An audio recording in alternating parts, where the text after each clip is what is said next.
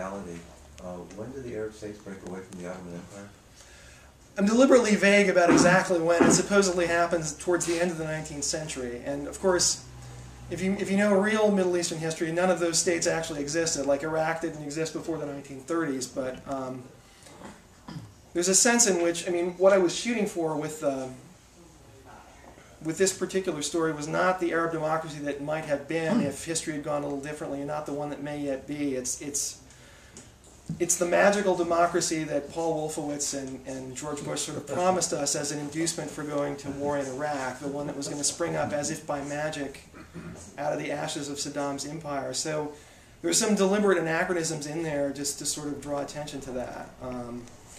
And what struck me as I was sort of creating the mythology, it was like I knew where I was definitely throwing in anachronisms. I knew there were some historians who were going to be pulling their hair out at the things that I'd done, but I also knew that even most Americans who might have a sense that I was playing fast and loose with certain things, we just don't know the history of that part of the world well enough that it becomes a block to believing, which was sort of part of the point I was playing with. Well, obviously you have free reign with artistic license. I'm just curious, though, do you have any role for the Hashemite family? The Hashemites are actually, that's another labor union that they basically get into a mob war with the Baathists, and then there's also the Free Officers Union, which is led by a retired Iraqi state police colonel. I'm blanking on his name, but it's Qasim, the guy the immediate successor to Faisal, who eventually was killed by the Baathists. And so all those three groups, the Hashemites, the Free Officers, who are actually the guys who would be the military coup in our world, and then the Baath Labor Union, are all labor unions and all somewhat violent, fighting with one another for power early in the history of the state of Iraq and the city of Baghdad. So, they're there, but in this sort of refracted way. Hey, this might be the wrong question to ask before reading the book or before everybody else has read it, but how did writing it as a novel, how did the story develop differently from what you'd imagined as a TV series?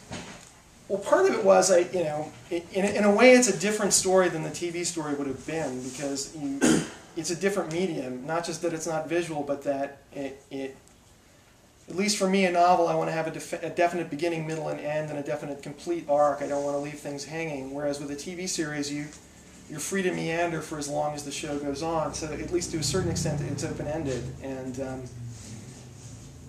so what I had to do in figuring out how to do it as a novel was just take I projected sort of loosely what the first 3 seasons of the series would be like. And basically what I did was I just took the central mystery, the arc mythology that would have been spread throughout and interspersed with standalone episodes, and I made that the story, and then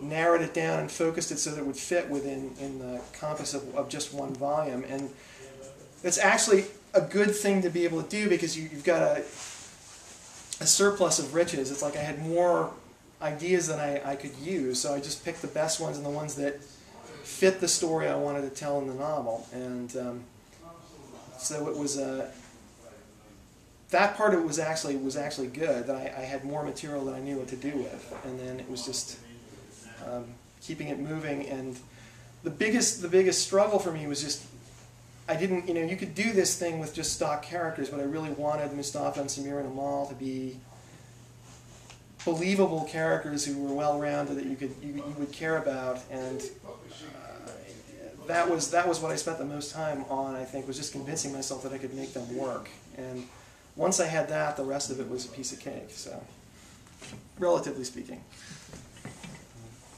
Yeah. Do you have any strong women characters?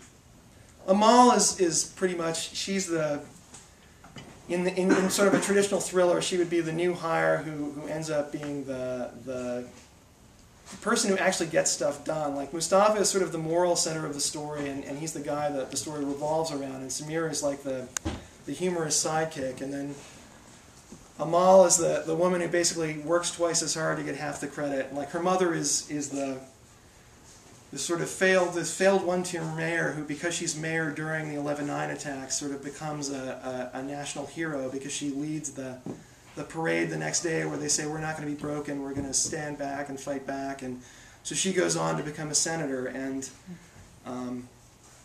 Amal, transfers into Arab Homeland Security. And even though her mother is this powerful senator, she's still got to bust her ass to prove herself. And so the novel doesn't make a big deal of it, but if you pay attention when you're reading, you realize she does a lot of the most important things. She shoots the most important people who need to get shot and saves Mustafa's life on a number of occasions. And so yeah, she would be the strong woman character in the story. And her mother is another one who probably would have been much better developed in the TV series, but just more of a passing character in this. Her mother is the one from the interview that we... Yeah, basically, yeah. And she shows up in the novel, but she is busy in Riyadh for most of the time the story's going on, and Amal is basically...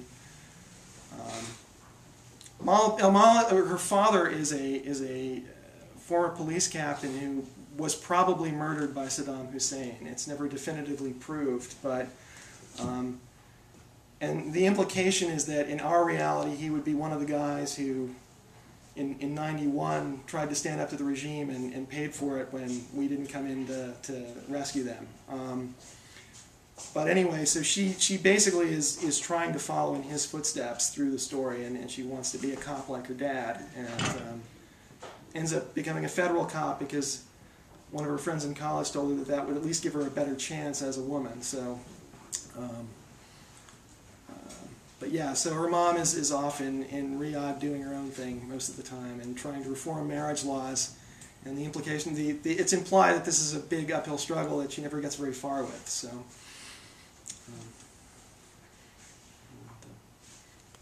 anyone else? Yes? One more. Sure. This is really different in tone from your other novels, none of which really follow a cookie-cutter-like pattern. But, there was a lot more humor in those works. A lot more sort of fantasy in some of them. Mm-hmm. Can you talk about just the difference of this book? And well, I mean, I sort of backed into this reputation of always doing a different genre each time, and it was just because I like doing different things, I like challenging myself, and I've been very fortunate to have publishers who are willing to indulge me in that. So, around about my third novel, I just realized that, yeah, I'd been doing a different kind of story each time. And I mean, I think there's humor in this too, as much as you can have, I mean, it's not a grim 9/11 thriller, it's a optimistic one, and there's certainly a lot of recognition of the absurdity of the war. I don't know, it's just I've always worked on whatever story I felt like I most wanted to read and most wanted to have out there, and my inspirations just led me to something different every time. So, Set This House in Order, my third one was a story about two people with multiple personality disorder, which was just a cool idea to work on, and that was a really big book for me, and it sort of raised the bar on what I thought I could accomplish. And after that was over, I had to decide that I want to do another big book right away or do something else. And I had come up with the idea for Bad Monkeys, which felt like a much smaller novel, but it was just something I really felt like I had to do, even though it didn't actually make a whole lot of sense as a follow-on to Set This House, because it was a paranoid Philip K. Dick thriller, which is following on a more literary mainstream novel. Is kind of a weird divergence, but I just really liked the idea of it, and I thought, well, I'll get this little book out of my system, and then I'll move on to another big novel. And of course, the surprise is that Bad Monkeys turned out to be the most popular thing I've written. And but then I came up with the idea for this after that, and Bad Monkeys sort of, I think, because of when I was writing it, it has some thematic 9/11 elements, but it's not really about 9/11. It's more generally about good and evil and charisma of evil people. So I felt like I still had the 9/11 story to tell, and when I came up with this idea, this is the time to tell it. So that was what led me to do this next. And yeah, and that's just how I work. I get obsessed with one particular idea, and even though it doesn't really make sense, I figure out a way to justify it, and so far my publishers have always wanted to go along, so it's cool. Well, that begs a follow-up, which is, do you know what you're doing next? The most likely project, if I can figure out a way to feed myself while I'm working on it, is a story called Lovecraft Country, which is another failed TV pitch, basically. And I describe it as a TV show. It would be the series The X-Files would have been if Mulder and Scully were black travel writers working in the Jim Crow era. And basically it's about a guy named Atticus Turner, who's a Korean War vet in 1950, is working as a researcher for something called the Safe Negro Travel Guide, which is a fictional version of... There were these real travel guides during the Jim Crow era that would list hotels and restaurants in the 50 states where black travelers could stay, that would take their custom. And so if you were going to drive cross country and you're going to stop in Wisconsin, there were probably only a handful of hotels where you would be welcomed. And this book would tell you what they were. And so I got interested in that as a way of...